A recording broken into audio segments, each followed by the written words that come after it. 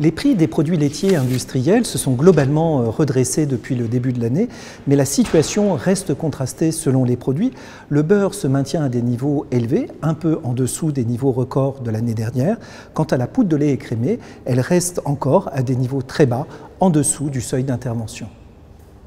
La production laitière est en légère baisse en Europe sur les mois de septembre et d'octobre. En France, elle présente un décrochage beaucoup plus accentué. Sur les 6 dernières semaines, la production laitière se situe 4 à 5% en dessous du niveau de l'année 2017. Cette tendance devrait se poursuivre au cours des prochains mois en raison d'un manque de stock fourragers dans de nombreuses régions. Selon l'enquête mensuelle de FranceAgriMer, le prix standard du lait de vache conventionnel était au mois de septembre de 337 € les 1000 litres. Il se situe 14 € en dessous du prix standard du lait de vache, toute qualité confondue, qui englobe non seulement le lait conventionnel, mais également le lait bio et le lait destiné à la fabrication d'AOP.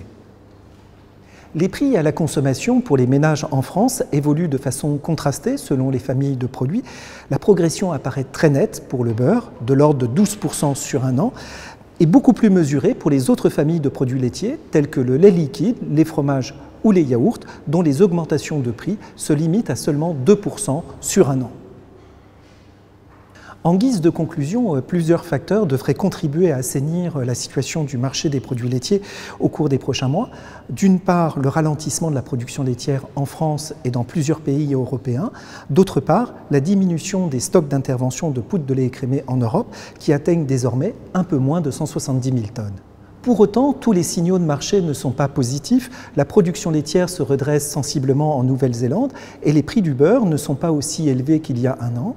En définitive, les perspectives globales du marché sur le début de l'année 2019 devraient être relativement proches de celles de 2018.